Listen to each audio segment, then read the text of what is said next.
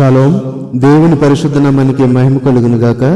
మన ప్రభువును రక్షకుడైన యేసుక్రీస్తు యెషువా మెస్సీ నామంలో ఈ యొక్క దేవుని వాక్యం నుంచున్న దేవుని బిడ్డలను మీ అందరికీ నా హృదయపూర్వక వందనాలు, ఉదయకాలపు శుభాలు తెలియజేస్తున్నాను. దేవత దేవుని కృప వలన అందరూ కూడా క్షేమంగా సమాధానం కలిగి ఉన్నారని నమ్ముచున్నాను. అందరికీ దేవత దేవుడు తన కృపను సమాధానము మెండుగా దయచేయునుగాక. ఆమేన్.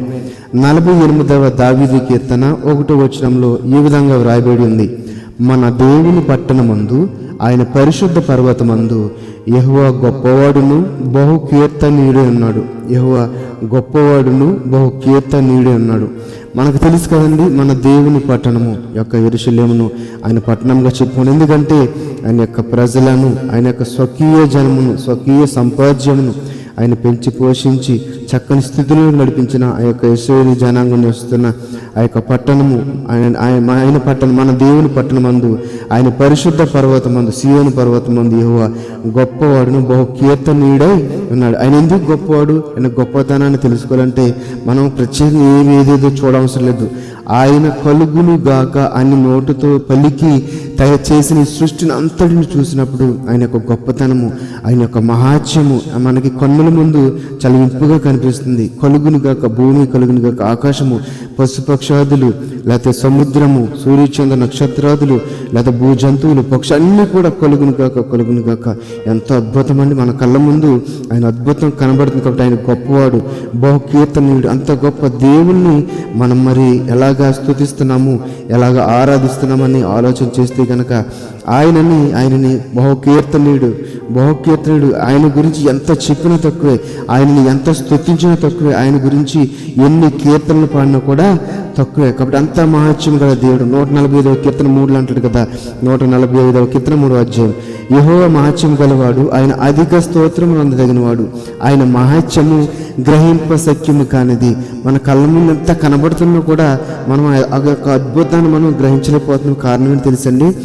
అది మన హృదయాలకు ఆ యొక్క మర్మము ఇప్పటికీ మనిషి గ్రహించలేకపోతున్నారు. చూడండి, ఇక్కడ రాయబడి ఉంది, ఆయన మహాత్యము గ్రహింప శక్యము కానిది. కాబట్టి ఆయన మహాత్యము గలవాడు, అధిక స్తోత్రము నొందదగినవాడు. ఇంకో కొంచెం ముందుకు వెళ్తే గనక, ఇంకొంచెం ముందుకు వెళ్ళి చూస్తే గనక ఇక్కడ కీర్తన గ్రంథము 99:3 అంటారు కదా, భయంకరమైన నీ గొప్ప నామమును. వేరే లెవెల్ ఇది. భయంకరమైన నీ గొప్ప నామమును. ఆయన గొప్పవాడే. ఆ గొప్పతనం కూడా ఇటువంటిదంటే భయంకరం అంటే ఇంక దేనితోనూ కూడా మనము పోల్చలేము. కాబట్టి ఇక్కడ చూస్తే గనక భయంకరమైన నీ గొప్ప నామమును వారు స్తుతించెదరు. యెహోవా పరిశుద్ధుడు. యోధా గోత్రము తను ప్రేమించిన సీయోను పర్వతమును, ఆయన కోరికలను, ఆయన స్వకీయ సంపాద్యము. అంటే ఇశ్రాయేలు ప్రజలేనండి కాదు, ఎవరు ఆయన ఆజ్ఞలను గైకొంటారో వారు దేవుని ప్రేమించిన వారు.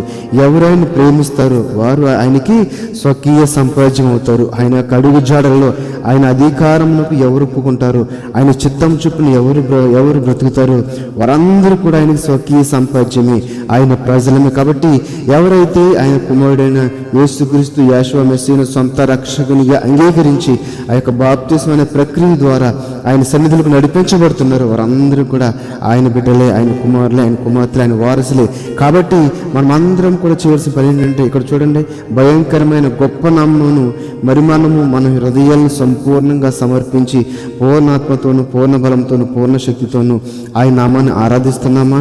ఆయన బహు కీర్తనీయుడు గనక కీర్తనలు పాడుచు ఆయన గుమ్మంలో ప్రవేశిస్తున్నాం. మనము ప్రతిరోజు కూడా ఈ క్షణంలో మన వాక్యం ఏంటంటే, ఈ క్షణంలో మనం బ్రతికి ఉన్నామంటే కేవలము ఆయన ఉచితమైన కృప మాత్రమే, మన యొక్క నీతి చొప్పున కాదు. కేవలము ఆయన యొక్క నీతి చొప్పుననే మనం ఈ సమయంలో బ్రతికినాము. కేవలం ఆయన నీతి చొప్పుననే మనం రక్షణలోకి ప్రవేశించాము. కేవలము ఆయన నీతి చొప్పుననే మనకైనా న్యాయం తీస్తున్నాడు. మన నీతిని బట్టి అయితే మన ప్రతి క్షణము కూడా మన కంటి ద్వారా, చెవి ద్వారా, నోటి ద్వారా, మన యొక్క శరీరం జ్ఞానేంద్రియాల ద్వారా ఎన్నోసార్లు తప్పిపోతూ ఉంటాము. మన నీతిని బట్టి అయితే ఆయన యొక్క కనికరాన్ని మనం పొందలేము. కానీ కేవలం ఆయన నీతి ద్వారా, ఆయన దీర్ఘశాంతం కలివాడు కనుక, అయ్యో వీళ్ళందరూ కూడా నా పిల్లలే, నా బిడ్డలే. మరి మన కుటుంబాల్లో మన పిల్లలు తప్పు చేస్తే పర్మనెంట్గా తృణీకరిస్తామండి, గద్దిస్తాము. అలాగే మళ్ళీ తిరిగి వాళ్ళని ప్రేమిస్తాం. అలాగే దేవాదేవుడు కూడా ఎన్నోసార్లు కొన్ని పరిస్థితులను కల్పించి, శోధనలు నడిపించి మనకు తెలియజేయాలని ఆరాటపడుతుంది. కానీ మనం తెలుసుకోలేని స్థితిలో, ఆయన యొక్క వాక్యములు గ్రహింపలేని స్థితిలో, ఆయన యొక్క గొప్పతనం గ్రహింపలేని స్థితిలో ఇప్పటికీ మనం ఉన్నాం. కాబట్టి ఆయన గొప్పతనం తెలుసుకుందాము. ఆయన బహు గొప్పవాడు, కీర్తనీయుడు. ఆయన గొప్పవాడు, యెహోవా గొప్పవాడును బహు కీర్తనీయుడు. కాబట్టి బహు కీర్తనీయుడైన గొప్పవాడైన దేవుణ్ణి అంత్యస్థితిలో మనందరం కూడా స్తుతి చేసి కీర్తన చేసి ఆరాధన దేవుడి యొక్క మాటను మన హృదయంలో ఫలింప చేయనుగా. ఆమేన్. పరిశుద్ధుల మహోన్నతుల మన కన్న తండ్రి కొందనాలు, స్తుతులు, స్తోత్రాలు. నాయన మీరు గొప్పవారు, బహు కీర్తనీయులు తండ్రి. నాయన మీ యొక్క మహత్యము నాయన మా యొక్క గ్రహింపులోనికి వచ్చి దాని అవకాశం లేదు తండ్రి ప్రభు. అధిక స్తోత్రం ఉండగిన వారు మీరు. మహత్యం మీ యొక్క మహత్యము గ్రహింప శక్యము కానీ తండ్రి ప్రభు.